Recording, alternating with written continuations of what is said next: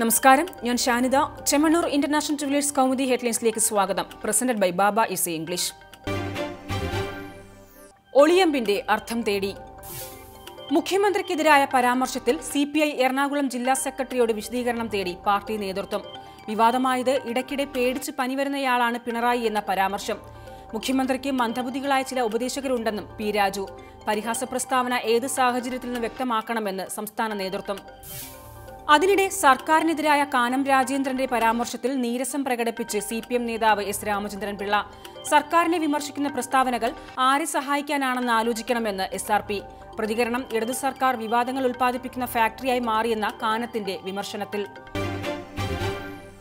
വലമുറുക്കി police.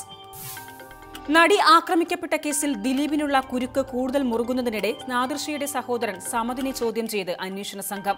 കൊട്ടേഷന് പിന്നിലെ ഗൂഢാലോചനയിൽ നാദിർഷയ്ക്കും പങ്കുണ്ടെന്ന നിഗമനത്തിൽ സഹോദരനിൽ നിന്ന് മൊഴിയെടുക്കുന്നത് ആലുവ പോലീസ് ക്ലബ്ബിൽ. അതേസമയം കേസിൽ കൂടുതൽ അറസ്റ്റിന് സൂചന നൽകി പോലീസ്.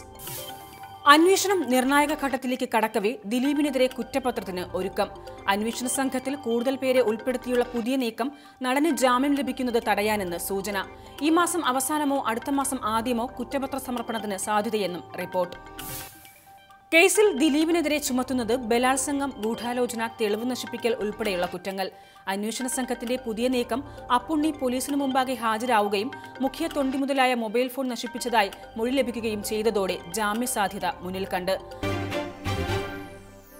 സമാധാനത്തിന് ധാരണ. കണ്ണൂരിൽ CPM BJP സംഘർഷങ്ങൾ ഒഴിവാക്കാൻ ഉഭയകക്ഷി യോഗത്തിൽ ധാരണ. അക്രമങ്ങൾ വ്യാപകമായ പ്രദേശങ്ങളിൽ പ്രത്യേക യോഗങ്ങൾ ചേരാൻ തീരുമാനം. ചർച്ച സൗഹാർദ്ദപരമെന്നും സമാധാന സന്ദേശം അണികളിലേക്ക് എത്തിക്കുമെന്നും CPM സംസ്ഥാന സെക്രട്ടറി കോടിയേരി ബാലകൃഷ്ണൻ. അതേസമയം തലസ്ഥാനത്തെ RSS പ്രവർത്തകന്റെ കൊലപാതകത്തിൽ CPMനെ പ്രതിസ്ഥാനത്ത് നിർത്തി പ്രചാരണം നടത്താൻ നീക്കവുമായി സംഘപരിവാർ.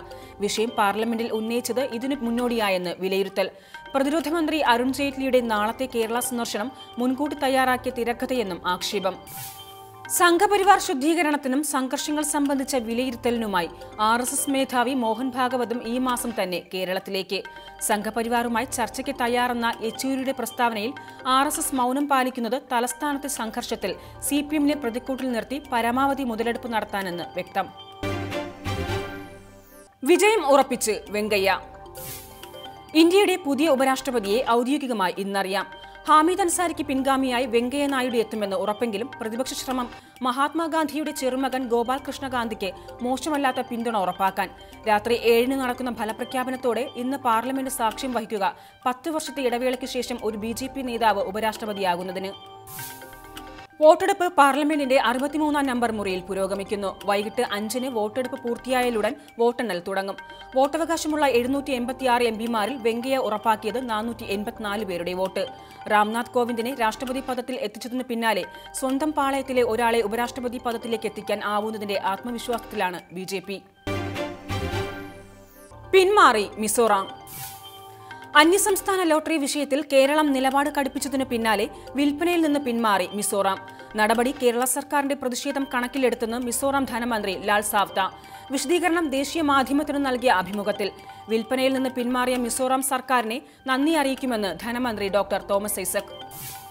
കേരളം പ്രതിഷേധിച്ചപ്പോൾ നിജസ്ഥിതി മനസ്സിലാക്കാൻ മിസോറാം തയ്യാറായി. പിന്മാറ്റം സംസ്ഥാനത്തിന്റെ വിജയമെന്നും ഇന്നത്തെ GST കൌൺസിൽ യോഗത്തിൽ മിസോറാം ധനമന്ത്രിയെ നേരിട്ട് കാണുമെന്നും Thomas Isaac. Chemmanur international jewellers Kaumudi headlines സമാപിക്കുന്നു. Presented by Baba easy English. അടുത്ത ഹെഡ്ലൈൻസ് 5:30-ന്. നമസ്കാരം.